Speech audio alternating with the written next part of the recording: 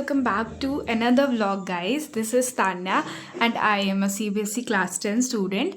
So this video is going to be a brutally honest social science exam preparation vlog because my syllabus is not completed yet and मैंने exam भी skip कर दिया. So everything I will cover in this video, that what happened exactly. So let's begin with the video. So this is 4th of January and मैं सुबह को comparatively जल्दी उठ गई थी and ये था मेरा नॉन एस्थेटिक सा बेड जो कि काफ़ी ज़्यादा मेस्ड अप हो चुका था. And this is how I study. And रात में मैं ऐसे सारी चीज़ों को कोने में करके सो जाती हूँ. And this is my non aesthetic सा organiser and this is also non aesthetic सा एरिया. तो सबसे पहले तो मुझे अपना बेड ऑर्गेनाइज़ करना था एंड सब कुछ अच्छे से रखना था ताकि मुझे थोड़ा प्रोडक्टिव फील हो. एंड जब भी मुझे बिल्कुल भी अच्छा नहीं लगता ना मेरा सराउंडिंग, तो सबसे पहले मैं अपनी सराउंडिंग को क्लीन कर लेती हूँ, ऑर्गेनाइज़ कर लेती हूँ एंड अपना उसके बाद चेहरा धो लेती हूँ. बिकॉज कोई भी सफाई करने के बाद ऐसा लगता है कि हम पूरे के पूरे गंदे हो चुके हैं. तो हाँ, बस मैंने सब कुछ क्लीन किया, देन मैं रेडी हो गई एंड अब मैं जाने वाली थी लाइब्रेरी, क्योंकि आज मुझे ना लाइब्रेरी में जाके पढ़ने का मन कर रहा था क्योंकि आज उतनी ठंड भी नहीं थी. सो या आई गॉट रेडी एंड उसके बाद मैं लाइब्रेरी चली गई. सबसे पहले ना लाइब्रेरी पहुंच के मैंने PYQ वाली ये कृति दीदी की स्कोर 100 बुक निकाली, जिसके आई थिंक 4 सेट्स आते हैं, मतलब 5 बुक्स का एक सेट आता है. लेकिन मेरे पास बस 4 बुक्स ही हैं क्योंकि I am not a Hindi student, I have Sanskrit as my language subject.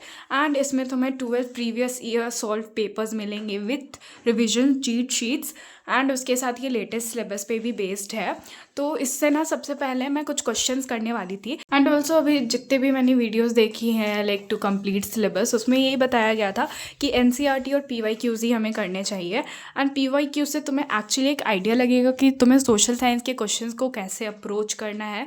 And सबसे ज़्यादा मैंने मैथ्स और साइंस और सोशल साइंस की ये बुक को यूज़ करा है. लाइक इंग्लिश वाली बुक को थोड़ा कम यूज़ करा है, लेकिन मैथ्स मैंने लिटरली काफ़ी ज़्यादा यूज़ किया है स्कोर 100 वाली, क्योंकि मुझे उससे क्वेश्चंस प्रैक्टिस करने होते थे. एंड मेरे बहुत सारे क्वेश्चंस उससे रिपीट होके आए थे मेरे हाफ ईयरली के पेपर में. अगर तुम लोग पहले से देखते हो मेरे ब्लॉग्स को, so you guys must know कि कितने सारे क्वेश्चंस मेरे उसमें से आए थे. तो ये मेरे लिए ना थोड़ा लक हो जाता है, इसलिए मैं अभी मैथ्स के एग्ज़ाम्स के पहले इसको ज़रूर से ज़रूर प्रैक्टिस करके जाऊँगी. सो मैं इसकी सारी लिंक्स डिस्क्रिप्शन बॉक्स में प्लेस कर दूंगी, so make sure to check it out.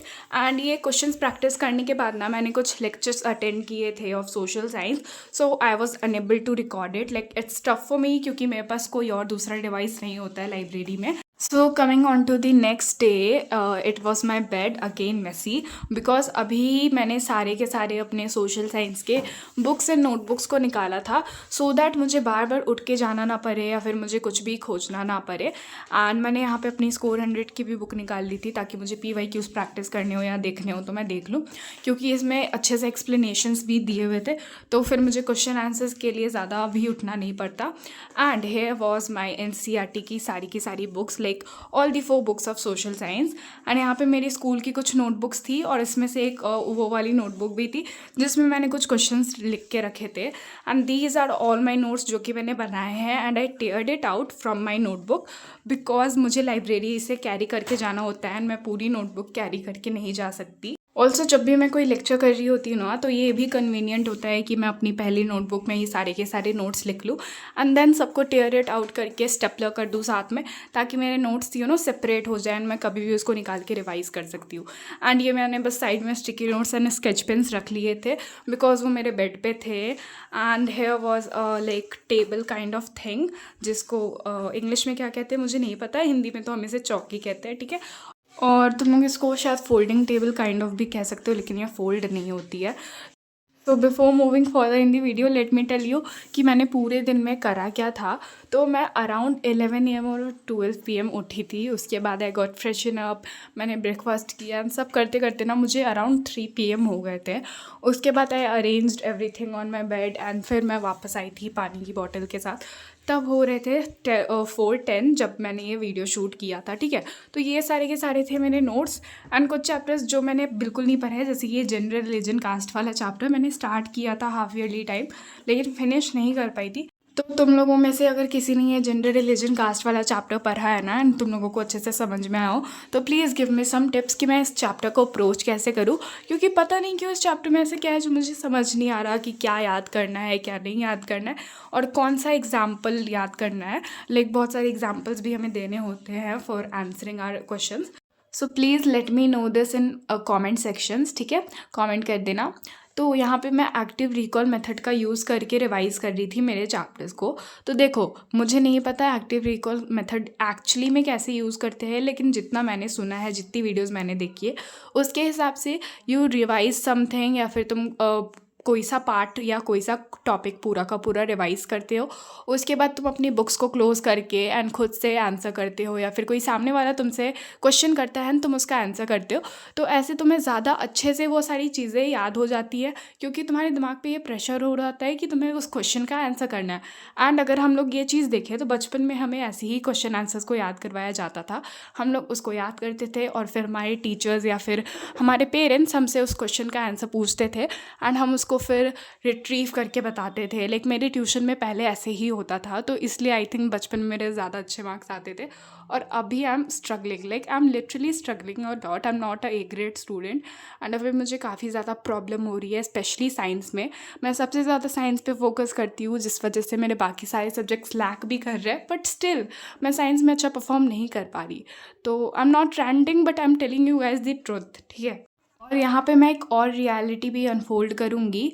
तो देखो, जब मैं फ्लो में पढ़ रही होती हूँ ना, तो बस मैं पढ़ते जाऊँ और कोई मुझे डिस्टर्ब ना करे या मैं डिस्ट्रैक्ट ना हूँ, तो मैं बहुत लंबे टाइम तक भी पढ़ सकती हूँ। लेकिन बीच में मैंने फिर डिनर ब्रेक लिया था, लाइक अराउंड 9 PM, एंड उसके बाद स्ट्रेट फॉरवर्ड मैं 11 बजे पढ़ने के लिए बैठी थी। Like can you believe. And मैंने सुबह से बस 2-3 चैप्टर ही रिवाइज़ किए थे, जो है power sharing, federalism and sectors of the Indian economy. बस मैंने इतना ही रिवाइज़ किया था। मुझे मनी क्रेडिट भी रिवाइज़ करना था, डेवलपमेंट भी रिवाइज़ करना था, ग्लोबलाइजेशन भी रिवाइज़ करना था। एंड मैं अराउंड 3 PM तक जगी थी। एंड उसके बाद like I tried to sleep, लेकिन मैं सो नहीं पाई थी। And here I am on my bed and यहाँ पे 2 बज रहे थे, लाइक सुबह के 2 बज रहे थे। एंड मैं यहाँ पे ना एक टॉपिक रिवाइज़ कर रही थी, जो कि मैं बीच में लाइक भूल गई थी, या फिर मैंने उसका एक क्वेश्चन देखा था actually, history of tertiary sector. And उसका जो आंसर है ना, वो मैंने नोट्स में था, तो अभी बस मैं वही रिवाइज़ कर रही थी। बाकी का ये पूरा चैप्टर ईजी था, तो मैंने रिवाइज़ करके रखा था। Now let's rant about the date sheet, or let's discuss the date sheet. So this is my pre-board 2 date sheet and तुम लोग देख सकते हो 9th of जनवरी से 11th of जनवरी तक कोई भी गैप नहीं है। नाउ आई नो कि तुम लोग बोलोगे ये इजी सब्जेक्ट्स है, लेकिन संस्कृत मेरे लिए इजी नहीं है। एंड उसके बाद भी अगर तुम लोग देखोगे तो एक एक दिन का गैप दिया है, जस्ट फॉर फॉर्मेलिटी, कि हाँ हम तुम्हें PL दे रहे हैं फॉर प्रिपरेशंस। और अभी ये प्रॉब्लम मेरे साथ साथ और भी स्टूडेंट्स के साथ होगी जिनका सिलेबस अभी तक नहीं कंप्लीट हुआ है मेरी तरह। लाइक मेरा तो पार्शियली बहुत सारे चैप्टर्स हो गए हैं, लेकिन मुझे उसे पूरा प्रॉपर तरीके से कंप्लीट करना है। एंड कुछ कुछ मेरे पूरे चैप्टर्स रह रहे हैं। अब या तो मैं क्रैम करूँ एग्ज़ाम के एक दिन पहले एंड अपनी ये जो प्रीशियस टाइम को ऐसे ही वेस्ट करूँ, या फिर मैं बोर्ड्स के लिए प्रिपेयर करूँ। तो मुझे ना कुछ भी समझ में नहीं आ रहा, बिकॉज ये वाले एग्ज़ाम्स भी सब बोल रहे हैं इंपॉर्टेंट है, एंड हमारे बोर्ड्स तो ऑब्वियसली इंपॉर्टेंट है। So I'm really confused. So I skipped my social science pre board 1 exam and इसके पहले भी मैंने PT 3 एग्ज़ाम्स स्किप किए हैं। एंड इसके पहले लाइफ में मैंने कभी भी एग्ज़ाम्स स्किप नहीं किए थे। And it all happened because मैंने अपनी प्रॉपर स्लीप नहीं ली थी। Like I told you guys कि मैं 3:30 और 3 AM सो गई थी, ठीक है। एंड उसके बाद जब मैं 8 बजे उठी थी, 9 बजे मुझे स्कूल जाना होता है, लाइक 9 बजे तक मुझे पहुंचना था एग्ज़ाम हॉल के लिए, ठीक है।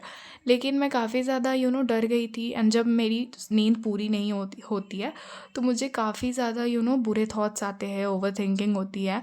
एंड उस मॉर्निंग को भी ऐसा ही हुआ।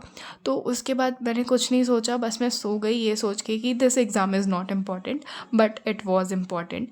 एंड उसके बाद उठने के बाद मुझे काफ़ी ज़्यादा गिल्ट हुआ था। एंड आई होप कि अब मैं ऐसा कभी भी नहीं करूँगी। लाइक चाहे मेरी प्रिपरेशन हुई हो या ना हुई हो, मैं एग्ज़ाम देने जाऊँगी। और क्या पता मेरा एग्ज़ाम कितना ज़्यादा अच्छा जा सकता था अगर मैं जाती तो, क्योंकि मैंने सुना है कि क्वेश्चन पेपर उतना ज़्यादा टफ़ नहीं था। ट्रिकी क्वेश्चन थे लेकिन टफ़ नहीं था। And yeah, this was it for this vlog, guys. I hope you liked it. If you did so, then make sure to subscribe. And मेरी गलतियों से सीखना, बस उसको रिपीट मत करना.